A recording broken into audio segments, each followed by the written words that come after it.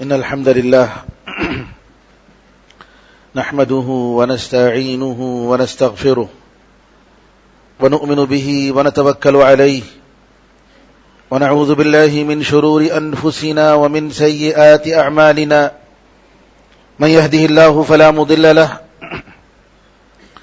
ومن يضلل فلا هادي له وأشهد أن لا إله إلا الله وحده لا شريك له وأشهد أن محمدا عبده ورسوله اللهم صل على محمد وعلى آل محمد كما صليت على إبراهيم وعلى آل إبراهيم إنك حميد مجيد اللهم بارك على محمد وعلى آل محمد كما باركت على إبراهيم وعلى آل إبراهيم إنك حميد مجيد أما بعد فإن خير الحديث كتاب الله وخير الهدي هدي محمد صلى الله عليه وسلم وشر الأمور محدثاتها وكل محدثة بدعة وكل بدعة ضلالة وكل ضلالة في النار.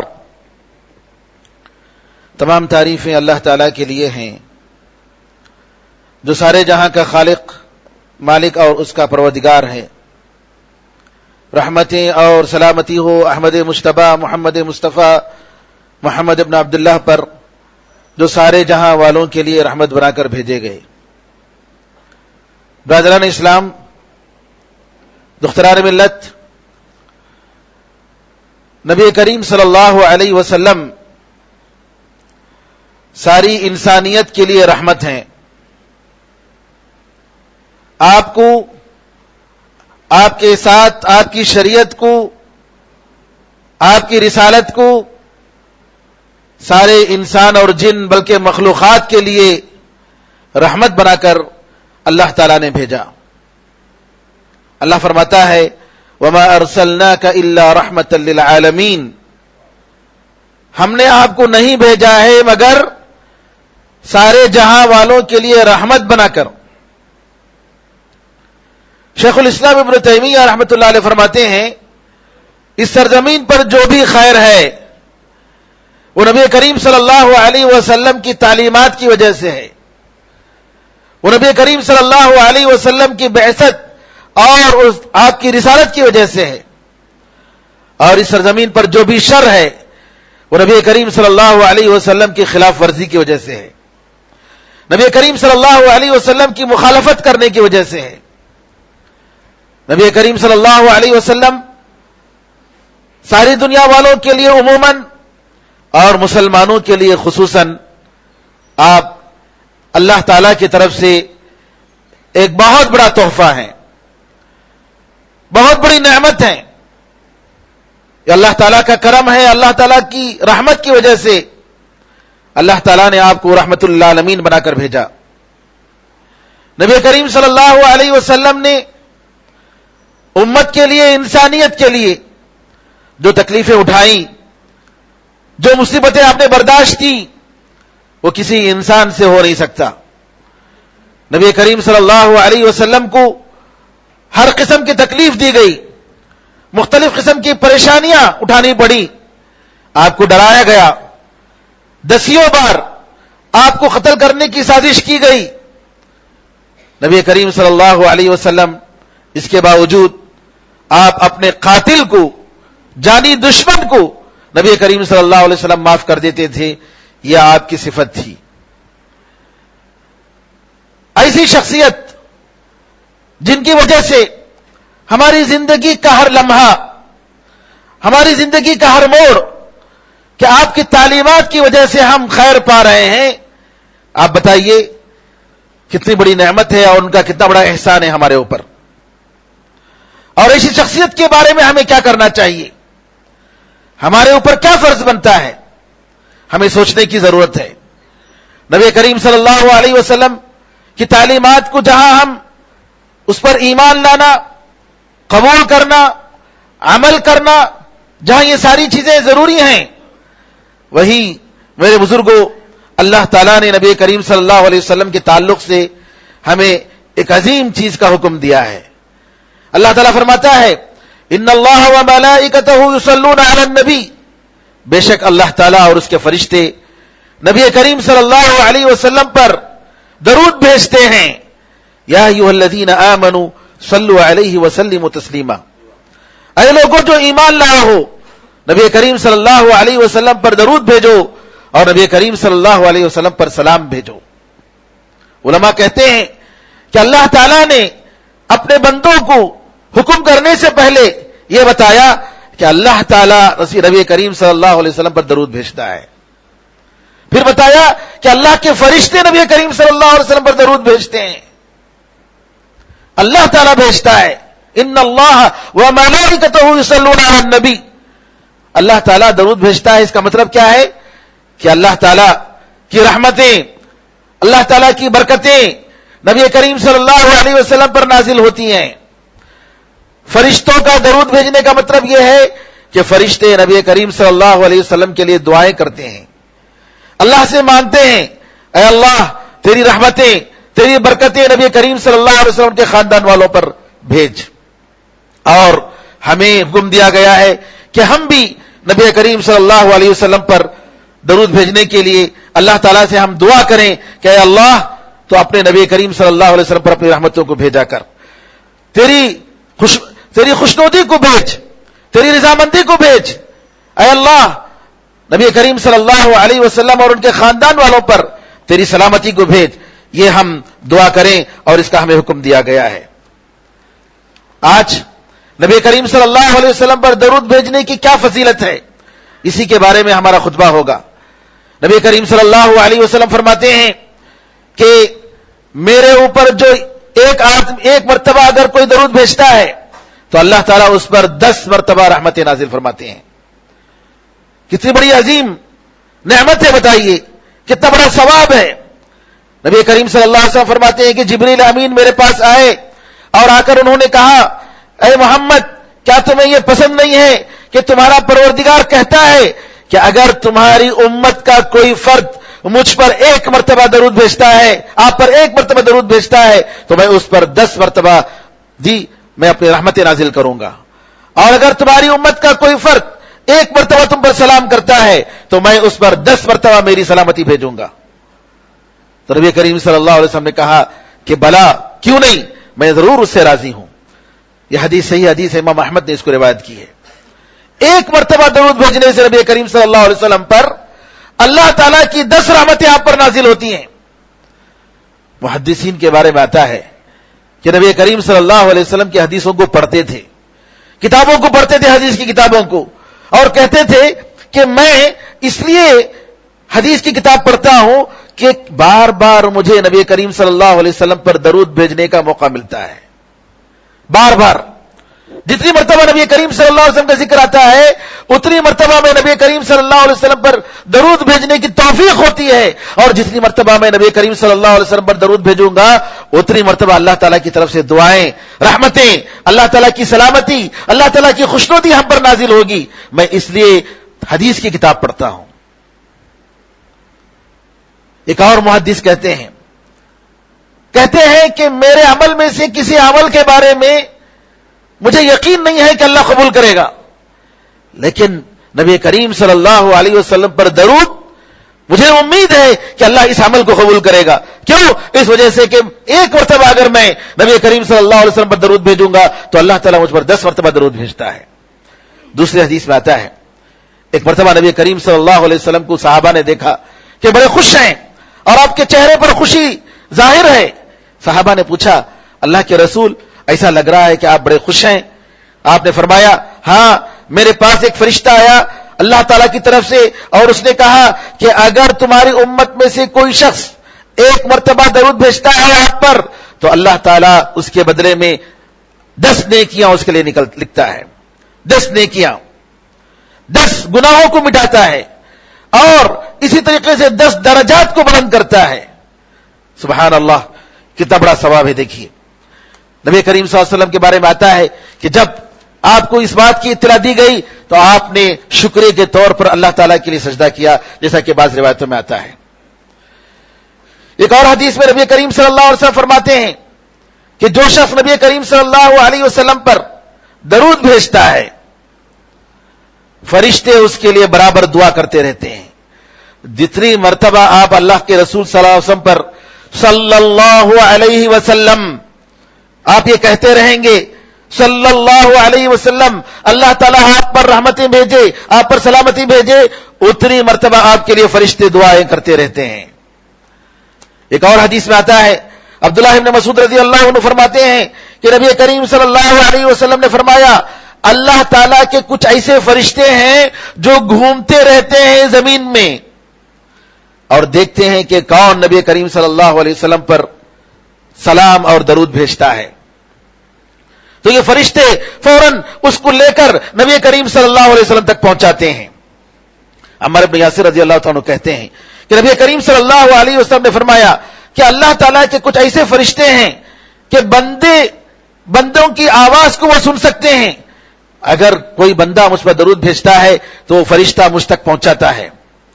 और मैंने ये दुआ की अल्लाह ताला से कि अगर कोई मुझ पर एक मर्तबा दरूद भेजता है तो अल्लाह ताला उस पर 10 मर्तबा अपनी रहमतों को नाजिल फरमाए।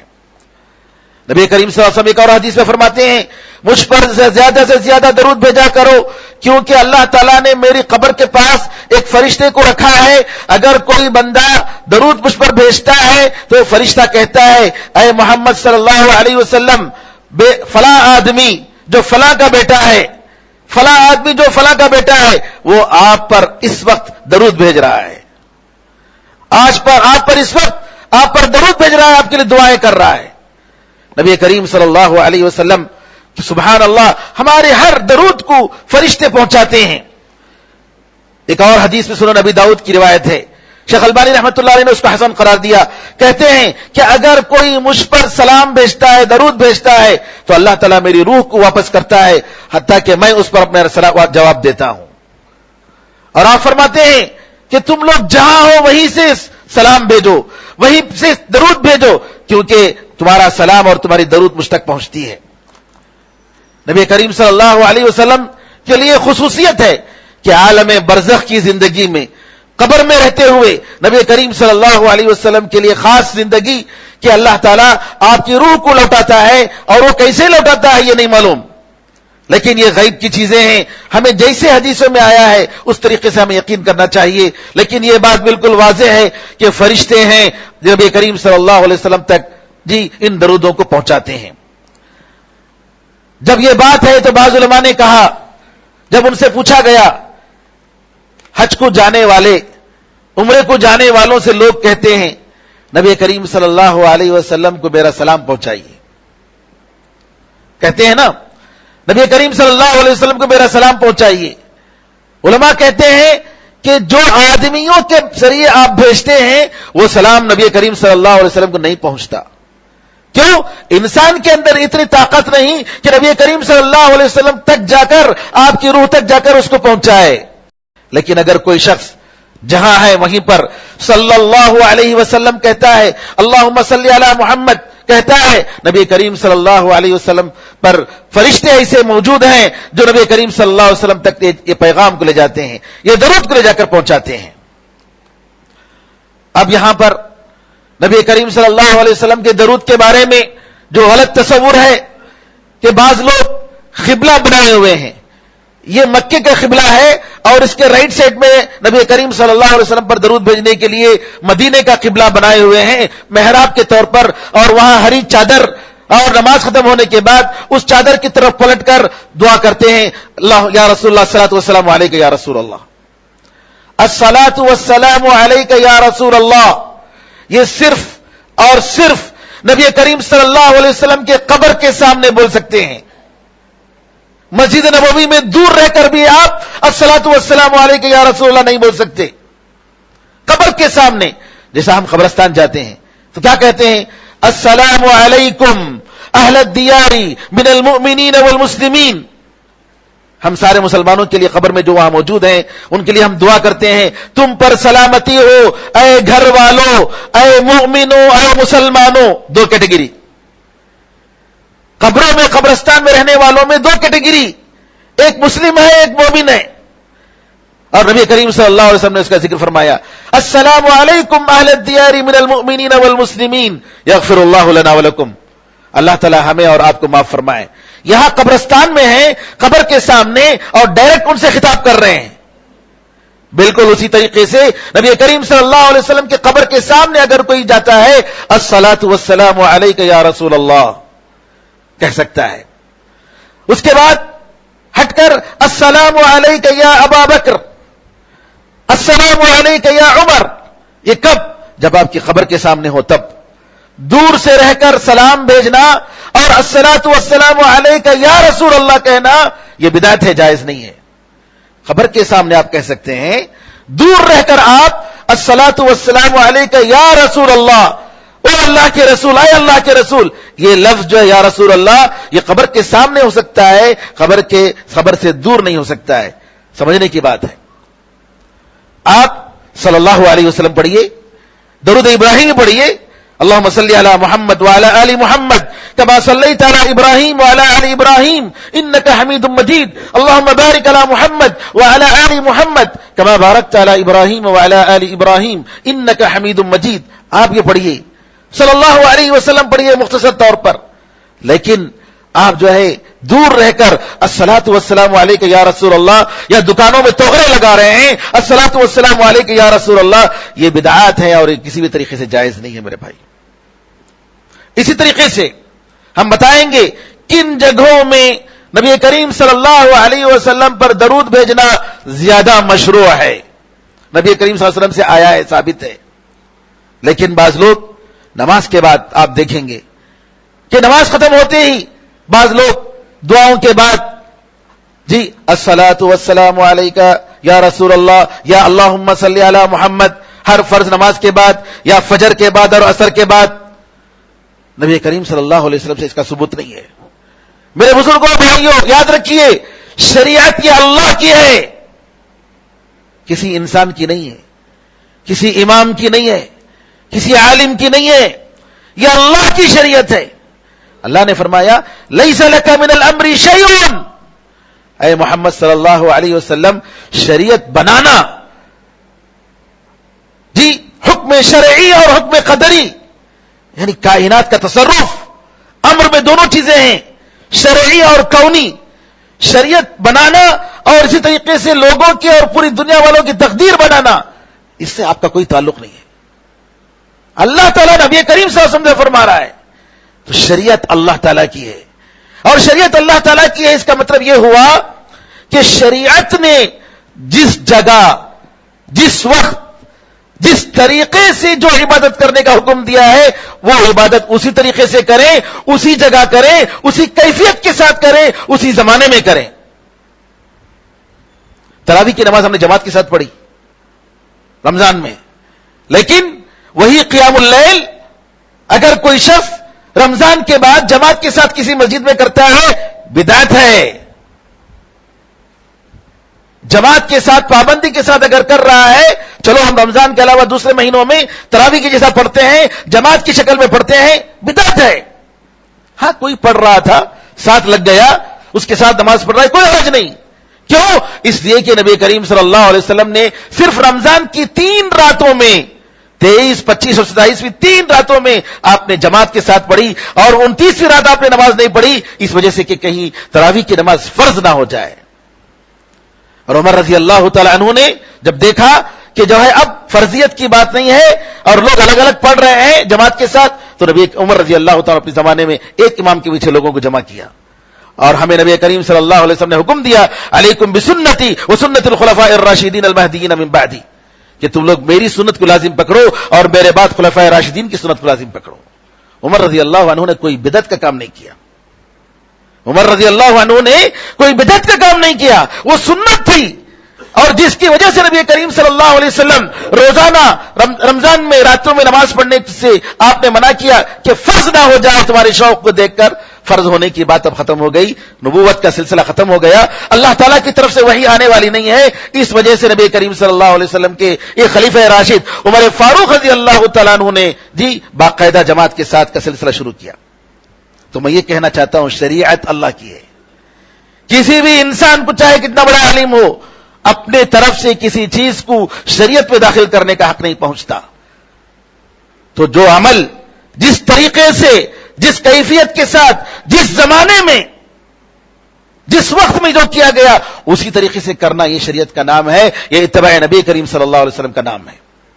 تو جو لوگ نمازوں کے بعد یا جمعے کے بعد کھڑے ہوتے ہیں، بعض مسجدوں میں ہے مدراس میں جمعے کی نماز ختم ہوتی ہے، نماز ختم ہونے کے بعد ان کی دعائیں ہوتی ہیں، اس کے بعد سب کھڑے ہو جاتے ہیں، کہتے ہیں کہ نبی کریم صلی اللہ علیہ وسلم تشریف لا رہے ہیں، اور کھڑے ہو کر جی الصلاۃ والسلام علیک یا رسول اللہ کے گن گاتے ہیں۔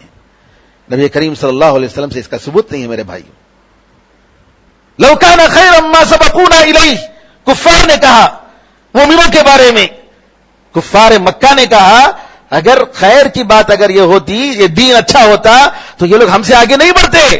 یہ کون؟ یہ نچلے قسم کے لوگ، یہ تھرڈ کلاس کے لوگ۔ علامہ ابن کثیر رحمۃ اللہ علیہ فرماتے ہیں بالکل الٹا ہم کہتے ہیں کہ اگر خیر کا کام ہوتا تو سبقونا الیہ، یہ صحابہ رضی اللہ عنہ اجمعین ہم سے پہلے یہ ضرور کیے کرتے، خلفائے راشدین ضرور عمل کیے ہوتے، وہ درود بھیجے ہوتے، کھڑے ہو کر مسجدوں میں کھڑے ہو کر بھیجے ہوتے، نہیں آپ نے نہیں کیا۔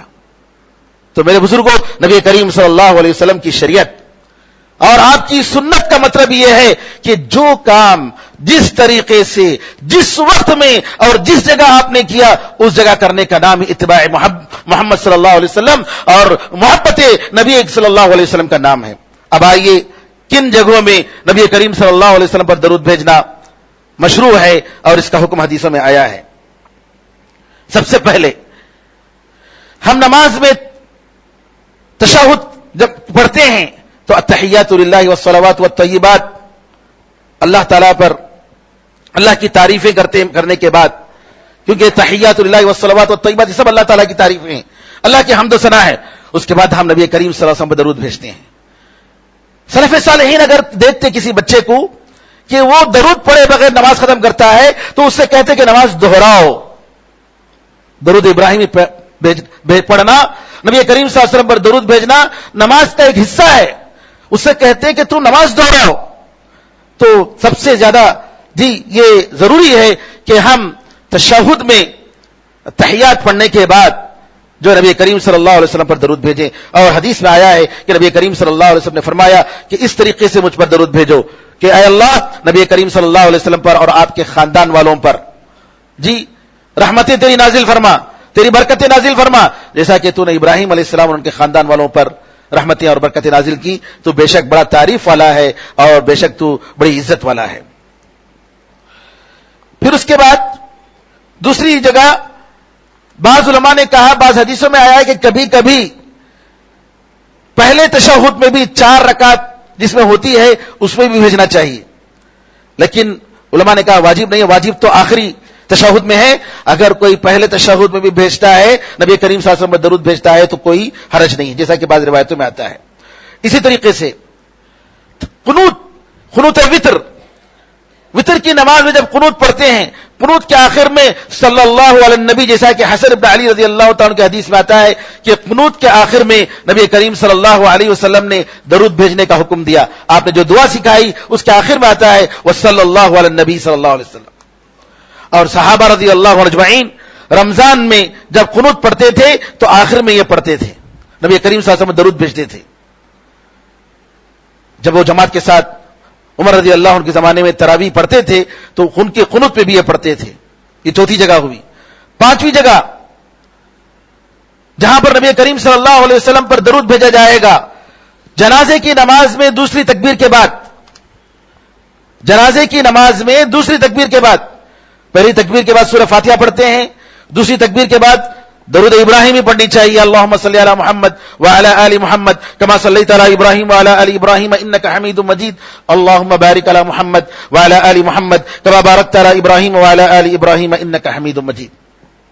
6 جگہ نبی کریم صلی اللہ علیہ وسلم پر درود بھیجنے کی، جیسا کہ عبداللہ بن عمرو بن العاص رضی اللہ عنہما فرماتے ہیں کہ اذان کا جواب دے کر جب ختم ہو جائے تو اذان کی دعا پڑھنے سے پہلے اذان کا جواب دیں، جواب دینے کے بعد اذان کی دعا، اذان کے بعد کی جو دعا ہے اللہم رب هذه الدعوة التامة والصلاة القائمة، اس سے پہلے نبی کریم صلی اللہ علیہ وسلم پر درود بھیجیں۔ حدیث میں آتا ہے کہ مؤذن جب اذان دیتا ہے تو ویسا ہی کہو جیسا وہ کہتا ہے، پھر اس کے بعد مجھ پر درود بھیجو، کیونکہ اگر کوئی مجھ پر درود بھیجے گا تو اللہ تعالیٰ اس پر 10 مرتبہ رحمت نازل فرمائے گا. پھر میرے لیے وسیلہ مانگو, کیونکہ وسیلہ آپ کے الفاظ ہیں. نبی کریم صلی اللہ علیہ وسلم فرماتے ہیں کہ وسیلہ ایک مقام ہے جنت میں جو کسی بندے کے لیے لائق نہیں ہے الا ہے کہ میں ہوں. مجھے امید ہے کہ اللہ تعالیٰ مجھے وہ وسیلہ عطا فرمائے گا. وسیلہ ایک مقام ہے, ایک بلند مقام ہے جو اللہ تعالیٰ نبی کریم صلی اللہ علیہ وسلم کو عطا فرمائے گا. تو ہم دعا میں اس کا ذکر فرماتے ہیں اور فرماتے ہیں نبی کریم صلی اللہ علیہ وسلم اگر کوئی میرے لیے وسیلہ وہ مقام مانگتا ہے اس کے لیے شفاعت حلال ہو گئی یا شفاعت واجب ہو گئی. تو یہ کہ نبی کریم صلی اللہ علیہ وسلم پر ہم درود بھیجیں اذان سننے کے بعد, پھر اس کے بعد اذان کی دعا پڑھیں, یہ ایک چھٹی جگہ ہوئی. 7ویں جگہ یہ ہے کہ نبی کریم صلی اللہ علیہ وسلم پر ہم درود بھیجیں کب؟ جب کبھی ہم دعا پڑھتے ہیں, دعا کرتے ہیں, دعا مانگتے ہیں, کبھی بھی آپ ہاتھ اٹھا کر دعا مانگتے ہیں, سب سے پہلے اللہ کی تعریف, پھر اس کے بعد نبی کریم صلی اللہ علیہ وسلم پر درود. نبی کریم صلی اللہ علیہ وسلم فرماتے ہیں کہ اگر کوئی شخص نماز پڑھے یا دعا کرے تو سب سے پہلے اللہ تعالیٰ کی تعریف کرے, پھر اس کے بعد نبی کریم صلی اللہ علیہ وسلم پر درود بھیجے. یہاں اذا صلی احدکم فلیبدأ بتحمید اللہ, تو صلی سے مراد دعا ہے کہ اگر کوئی تم میں سے دعا کرے تو سب سے پہلے دعا میں اللہ تعالیٰ کی تعریف سے شروع کرے, پھر اس کے بعد میرے اوپر درود بھیجے, پھر اس کے بعد جو چاہے وہ دعا کرے. بعض روایتوں میں نبی کریم صلی اللہ علیہ وسلم فرماتے ہیں کل دعاء محجوب حتی یصلی علی النبی صلی اللہ علیہ وسلم, ہر دعا کو اللہ تعالیٰ قبول نہیں کرے گا. جی, اللہ تعالیٰ کی قبولیت کے درمیان ایک پردہ ہے, ایک رکاوٹ ہے. کب تک؟ جب تک کہ نبی کریم صلی اللہ علیہ وسلم پر درود نہ بھیجا جائے. ابن القیم رحمۃ اللہ علیہ فرماتے ہیں کہ دعا کی کنجی اللہ کی تعریف اور نبی کریم صلی اللہ علیہ وسلم پر درود ہے, جیسا کہ نماز کی کنجی کیا ہے, نماز کی چابی کیا ہے, وضو ہے. تو اسی طریقے سے دعا کی کنجی کیا ہے, نبی کریم صلی اللہ علیہ وسلم پر درود ہے. فضالت ابن عبید کہتے ہیں کہ نبی کریم صلی اللہ علیہ وسلم نے ایک شخص کو دیکھا کہ وہ نماز پڑھ رہا تھا. نماز پڑھنے کے بعد اس نے دعا کی. دعا جب کرتے ہوئے اس نے نہ اللہ کی تعریف کی نہ نبی کریم صلی اللہ علیہ وسلم پر درود بھیجا. نبی کریم صلی اللہ علیہ وسلم فرمایا, کہا کہ اس نے جلدی کیا ہے, اس نے جلدی کی ہے. دعا کرنے کا یہ طریقہ نہیں ہوتا. پھر آپ نے فرمایا کہ اگر تم دعا کرو تو سب سے پہلے اللہ تعالیٰ کی تعریف کرو, اس کے حمد و ثنا کرو, پھر نبی کریم صلی اللہ علیہ وسلم پر درود بھیجو, پھر اس کے بعد دعا کرو. موضوع ابھی باقی ہے, انشاءاللہ اگلے خطبے میں ہم بتائیں گے. اللہ تعالیٰ سے دعا ہے کہ کثرت سے زیادہ نبی کریم صلی اللہ علیہ وسلم پر درود بھیجنے کی ہمیں توفیق عطا فرمائے. بار بار, خاص طور پر آج جمعے کے دن میرے بزرگوں, آج کا دن نبی کریم صلی اللہ علیہ وسلم نے فرمایا کہ تم جمعے کے دن زیادہ سے زیادہ مجھ پر درود بھیجا کرو, کیونکہ تمہارا درود مجھ پر پیش کیا جاتا ہے. اللہ تعالیٰ سے دعا ہے کہ اللہ تعالیٰ ہم سب کو اس کی توفیق عطا فرمائے, حسن عمل کی توفیق عطا فرمائے. آمین ارحم الراحمین. بارک اللہ لنا ولکم فی القرآن العظیم ونفعنا وإیاکم بالآیات والذکر الحکیم. انہ تعالی جواد کریم ملک رؤوف رحیم رب حلیم.